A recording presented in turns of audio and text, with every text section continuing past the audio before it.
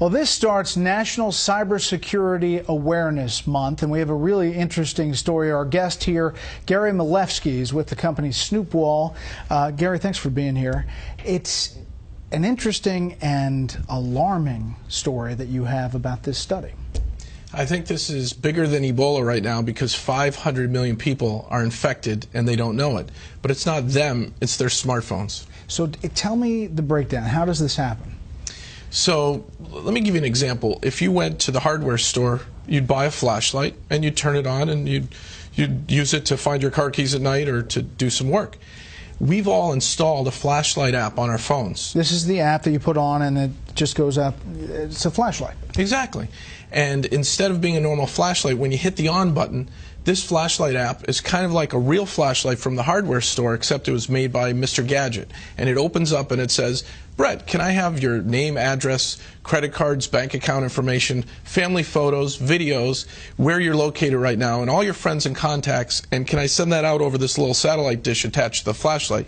You probably wouldn't buy that flashlight, and you wouldn't hit the on switch. But that's what's happening? That's what's happening. The top 10 flashlight apps today that you can download from the Google Play Store are all malware. They're malicious, they're spying, they're snooping, and they're stealing. So where does that information go? What happens to it? So I've been tracking down where it goes, and I've found 3 countries so far: China, India, and Russia. And they use it for various purposes, I guess? They use it pretty much, it seems, for criminal purposes, but if a nation state wants to collect a lot of information on Americans, this is a great way to do it because everybody installs a flashlight app. So what do you tell people? Don't install flashlight apps, period?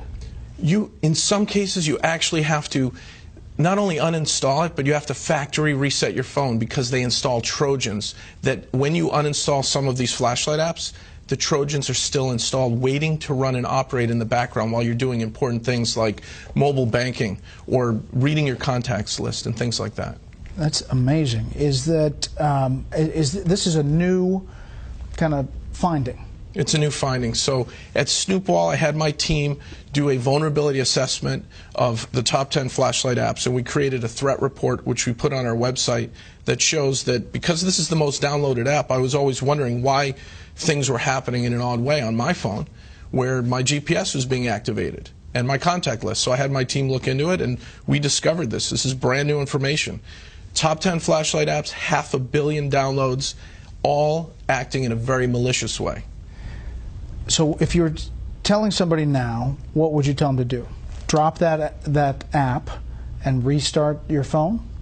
Drop the app, go back to where you bought your phone and ask them for help on a factory reset. Back up your contacts before you do a factory reset. Back up just core information that's important to you, maybe some family photos and your contacts list. And then really just go for a factory reset, which wipes all the hidden data areas where the malicious Trojans are getting installed. Now, are you hearing anecdotally that this is happening? People saying there's something weird's going on, or I mean, obviously you did your own investigation, but are people reporting it? People reported this to the FTC, and the #2 flashlight app was sued by the FTC, and they just recently settled. They had 50 million downloads at the time, and Brightest Flashlight, which most of us have on our smartphones, had to, in the settlement, agree to put up a privacy policy before you run their app. The privacy policy, Brett, is 25 pages of legalese saying, yes, we spy on you, yes, we geolocate you, yes, we want your mobile data off your phone. We want all this info, accept or don't run our app. And most people don't read it and they hit accept. That was their settlement with the FTC.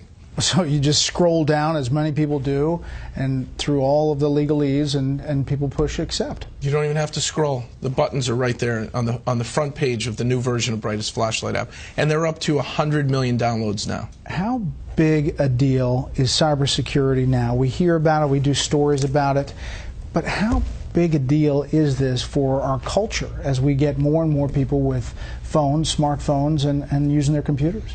I'm worried about kids, teenagers, families that, you give your kid an iPad or a Droid tablet and you let them play and they install apps that do these things, that geolocate your children. And if they're online predators or cyber criminals, they're going to get at our families because this is the back door into our homes. and even into our businesses because we've installed malware and not known about it. So you would recommend going to the hardware store and getting the flashlight instead of actually getting the app? Get a real flashlight, or look for a flashlight app that's under 100 kilobytes, because the ones that spy on you, it tells you their file size, they're 1.2 megabytes to 5 megabytes. Those are big files to just turn the light on and off. So if you find a really, really tiny flashlight app, a privacy flashlight, you'll be safe. Wow, that is unbelievable news, and thank you for coming in. Again, the website? Snoopwall.com. Okay. Gary, thanks a lot. Brett, thank you.